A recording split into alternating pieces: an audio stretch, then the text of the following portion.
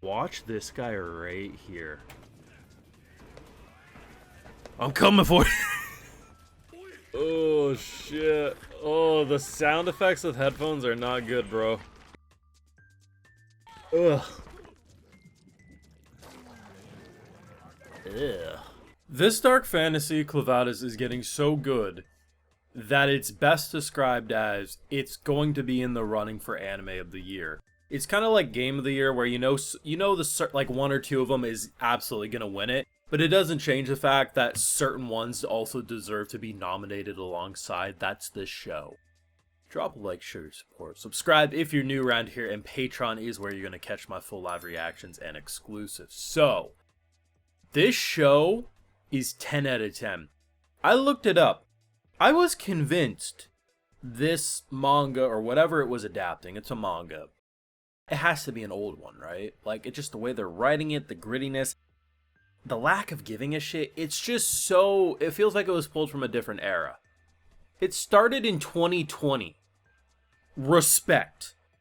The studio that's adapting, everything about this show is just perfect. And it's so not edgy, despite showing some insane subject matter. And I've said it on the channel, edge doesn't have to be a bad thing. Sometimes things are edgy, but they're done in a tasteful way that the impact of the edge works. And while technically at face value, when you show body mutilation and horror like that, it technically does classify as edge because it's impact. But just like, whether it's them being ripped apart by the weird fish things last week, to her being a whatever monstrosity, deformed creature she was in this episode. Everything about this show and the way they touch upon these things, and the fact that it's not just the visual side of the show that's messed up, it's also the subject matter.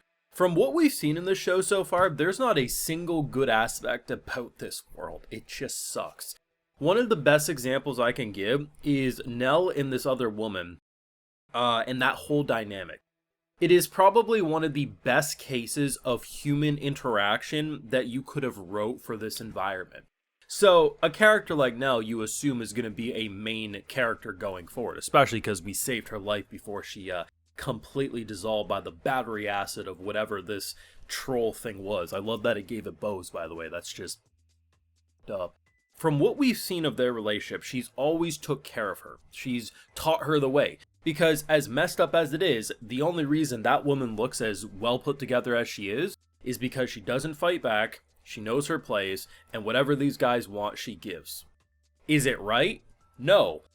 But that's what she had to do to survive this environment, and she taught Nell the exact same things. The issue is that Nell, she does seem like she's a little slow in certain ways. She doesn't pick up on social cues the same way, and ultimately, you know, they've treated her like shit no matter what. And the idea that whenever bad things happen to her, she would always be, yeah, she's blunt, but she's always like, no, you gotta do this if you want to survive, blah, blah, blah. Just let them do what they want. They'll be done quicker if you don't fight back. Is it right? No.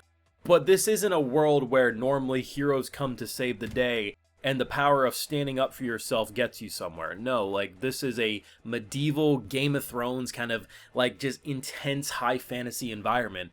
That type of stuff is going to hurt you. But here's the thing. It's not just sunshine rainbows with her caring. She also does have a selfish side. So when Nell gets took off by the Lord or whatever, he's a human squirrel, man. He's just a weirdo. She complains about how she's the only one to be able to produce milk. It's a selfish thing because without her being able to produce the milk, that means most likely one of them will have to get pregnant and, you know, blah, blah, blah. But at the same time, you can't look at that scene and say she only cares because she wants to keep herself safe. This entire time since she's known her, she has, and that scene before everything happened, she was, like, yes, there's an element of selfishness because she doesn't want her to die because of, you know, obviously she can continue to produce the milk and they won't have to, you know, force to be pregnant, all this different stuff. But you could also tell that there was an element of her trying to teach her not to kill herself, sort of a thing. It's an example of humans being greedy and caring about their own well-being, but also being able to show signs of compassion in such a messed up environment. That is a small section of the episode. And it's that good of character writing. And then you have so much interesting world building and character building sides. So I remember I saw a few different people last week after she fell, and, you know, obviously we saw the horror image that we saw. The question was, like, what does that do to her? Does she feel it? Is she painless? Oh, she feels it all. So despite being immortal, Every bone watching with headphones disturbed me greatly. The cracking and it all coming into place just messed up. But the idea that it allowed for her not to just be saved, right? Because our boy Clevatess gives the ability, right? You're my servant. We need you to, he has a really justifiable reason for not doing everything himself. He needs people to think he's still in the mountain. Because if he's not in the mountain is no longer protected. So while there might be a couple of moments where he does a little shadow bite, like the two creeps who were trying to grape, Nell in the previous episode, for the most part, she's going to be the sword. And she's already a talented swordsman. Add in the immortality fact and just her own cunningness. It's interesting how they're making every player needed. Nell with the kind of motherhood baby situation, Clevatess learning more about humanity and obviously supplying the power. And then, of course, our girl being, kind of the sword, the brute force for the most part, unless it's a very specific situation. Because, if this was a scene where he wanted to kill everyone in this area, he could. But the thing is there's a lot of innocents he has no interest in killing, so that's why they can't do it like that. It's insane what they've been able to accomplish in 3 short episodes, and it's even more of a shame this is only 12 episodes. Granted, I don't know how much manga is actually out there, but this is something I could have binged for 100, 200 episodes already. I already know that. The thing is there's been so many good shows this year, and this season in particular, there's some amazing shows doing some hard-hitting themes. You got Original Sin, of course, dealing with suicide and bullying and everything like that. You have The Day Hikaru Died, that show and everything.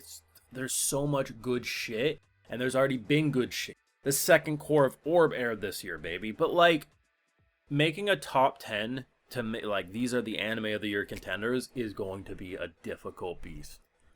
But this is insane.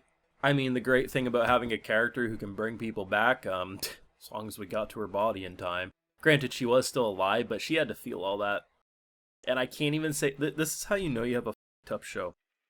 I can't with a straight face tell you, Nell being ate by that troll thing, being spit out, I think one of her hands were gone, one of her legs were gone, she was covered in acid and burning. I can't with a straight face tell you that's the most pain she's felt in her life. Need I say more? You let me know your thoughts. What are you thinking of this show? Seemingly a lot of people are vibing with it, but do you agree with my... I'm sure I'll get some comments. Recency bias. Bitch, I don't care, because that recency bias is making me a happy camper. So you let me know your thoughts down below. Make sure to drop a like, share your support, and subscribe if you're new around here while ringing that bell so you can stay up to date on everything. Patreon is where, of course, my full live reactions live, among other exclusives like, hey, I give a video shout-out to every single one of my patrons. So today we got St. Liam, GOC, Lady Killdragon, and we also have Matthew Pizzerus. I appreciate the support, everyone. Please take care. Y'all have a good one.